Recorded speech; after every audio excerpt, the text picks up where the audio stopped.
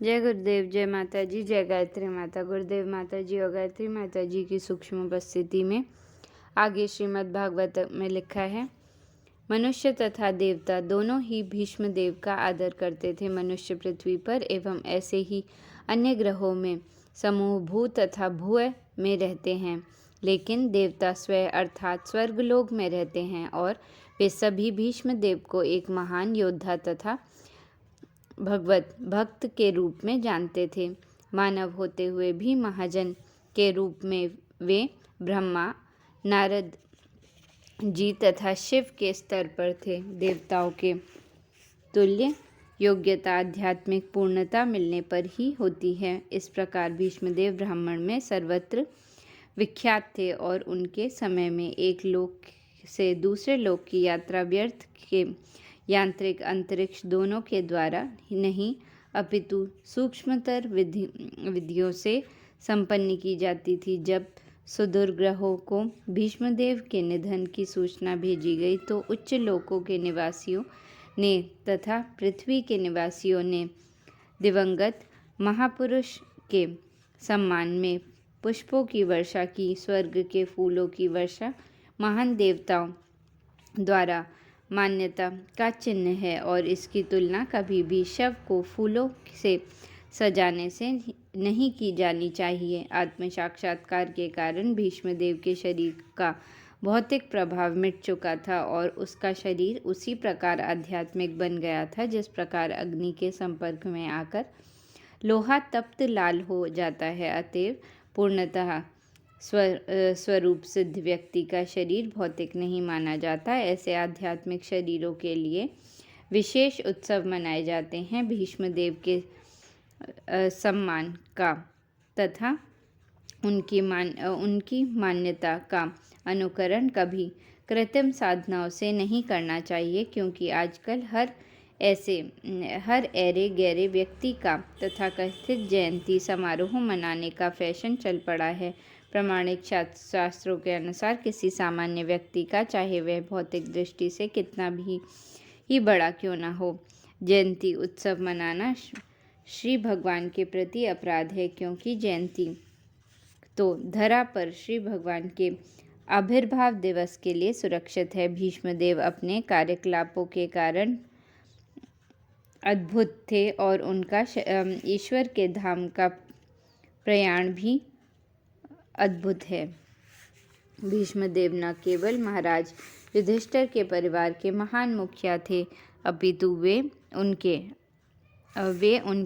भाइयों एवं माता के लिए एक महान दार्शनिक और मित्र भी थे, क्योंकि सबसे श्रेष्ठ युधिष्ठिर सहित 5 पांडवों के पिता महाराज पांडु का देहांत हो चुका था। अतएव भीष्मदेव ही पांडवों के सर्वाधिक वात्सल्य पितामह और विधवा पुत्रवधू कुंती देवी के संरक्षक थे।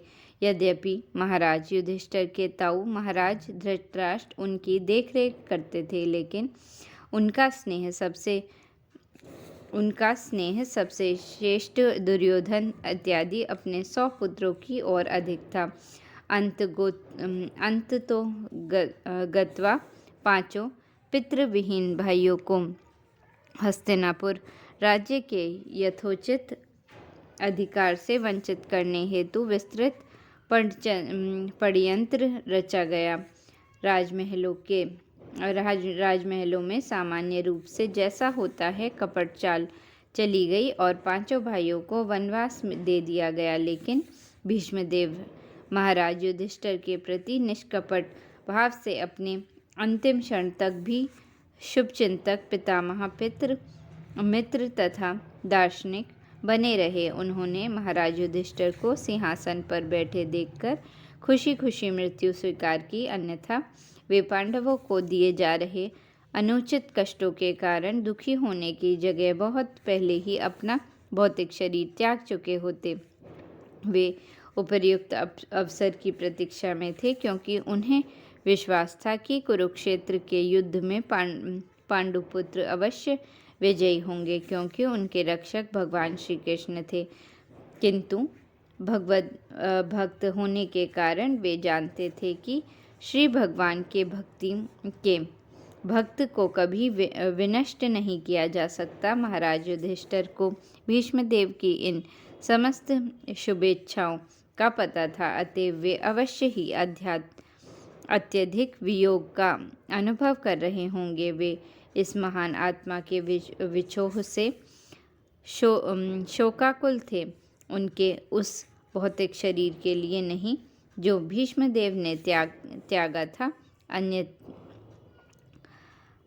अन्येष्टि क्रिया एक आवश्यक कर्तव्य तथा यद्यपि भीष्मदेव मुक्त आत्मा थे, क्योंकि भीष्मदेव निसंतान थे, अतएव सबसे बड़े पौत्र महाराज युधिष्ठिर इस अंत्येष्टि क्रिया को संपन्न करने के समुचित अधिकारी थे। यह भीष्मदेव के लिए वरदान स्वरूप था कि परिवार के उतने ही महान व्यक्ति ने इस महापुरुष का अंतिम संस्कार संपन्न किया।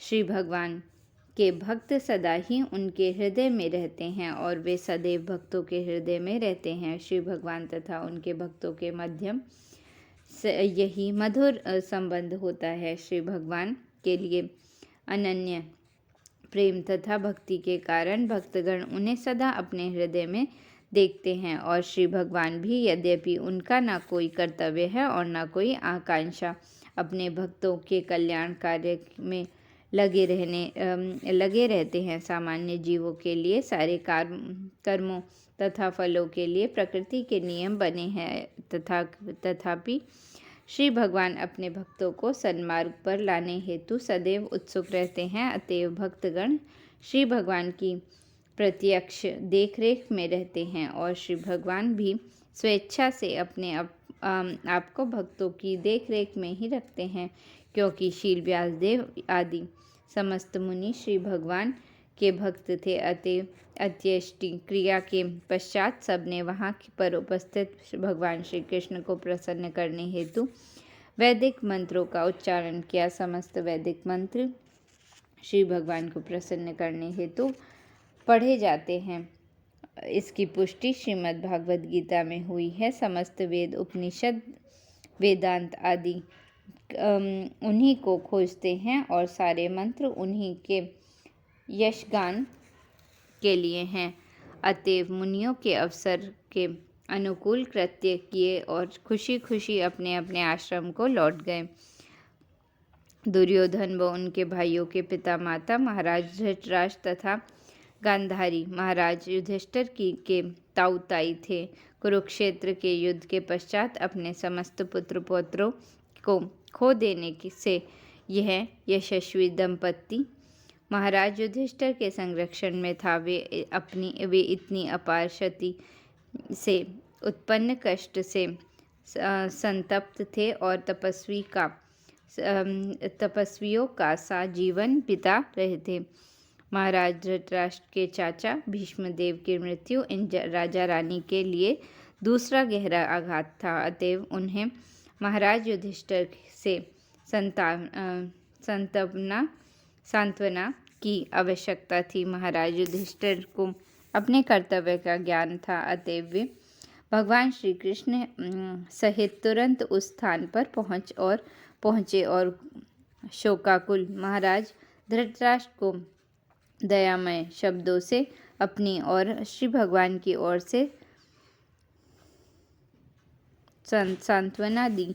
यद्यपि गांधारी पवित्रवता स्त्री तथा दयालु माता का जीवन बिता रही थी, लेकिन वे शक्तिमान तपस्विनी भी थी। कहा जाता है कि उन्होंने अपने पति के दृष्टिहीन होने के कारण स्वेच्छा से अपनी भी आंखें बंद कर रखी थी। पत्नी का कर्तव्य है कि पति का 100% अनुगमन करे और गांधारी इसकी इतनी पवित्रता थी कि उन्होंने पति की चिर दृष्टिहीनता में भी उनका अनुगमन किया। अतएव वे अपने कार्यों से महान तपस्विनी थी। इसके अतिरिक्त अपने 100 पुत्रों तथा पौत्रों के सामूहिक वध से उन्हें अवश्य ही गहरा आघात लगा होगा, जो किसी भी स्त्री के लिए सहना अत्यंत कठिन है। लेकिन उन्होंने तपस्विनी की तरह यह सब कुछ सह लिया। स्त्री होते हुए भी गांधारी का चरित्र भीष्मदेव से किसी भी प्रकार कम नहीं था। ये दोनों महाभारत के सुप्रसिद्ध चरित्र हैं। महाराज युधिष्ठिर मात्र कर संग्रहकर्ता न थे, वह राजा के कर्तव्य के प्रति सदैव सचेत रहते थे, क्योंकि राजा पिता या गुरु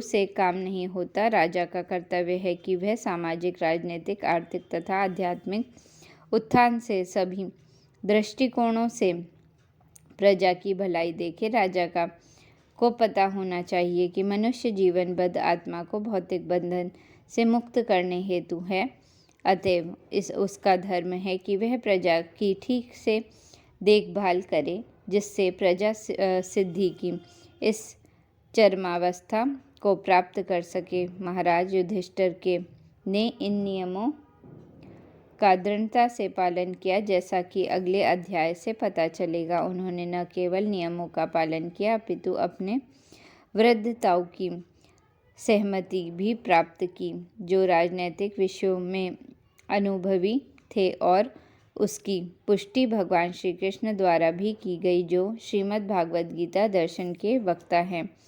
महाराज युधिष्ठिर धृतराष्ट्र राजा थे, और महाराज युधिष्ठिर जैसे प्रशिक्षित राजा के अधीन एक राजतंत्र सर्वश्रेष्ठ सरकार है, जो आधुनिक गणतंत्रों या सरकारों से कहीं श्रेष्ठ है। इस कलयुग में अधिकांश लोग जन्मजात शूद्र अर्थात निम्न कुल में उत्पन्न हैं, ठीक से प्रशिक्षित नहीं हैं और अभागे और कुसंगत में रहने वाले हैं। उन्हें जीवन के परम उद्देश्य का भी पता नहीं रहता, अतएव उनके द्वारा किए गए मतदान का कोई महत्व नहीं है। अतः ऐसे गैर जिम्मेदार मतों द्वारा चुने गए प्रतिनिधि कभी भी महाराज युधिष्ठिर के समान जिम्मेदार नहीं हो सकते। इसी प्रकार श्रीमद् भागवतम के प्रथम स्कंद के अंतर्गत भगवान श्री कृष्ण की उपस्थिति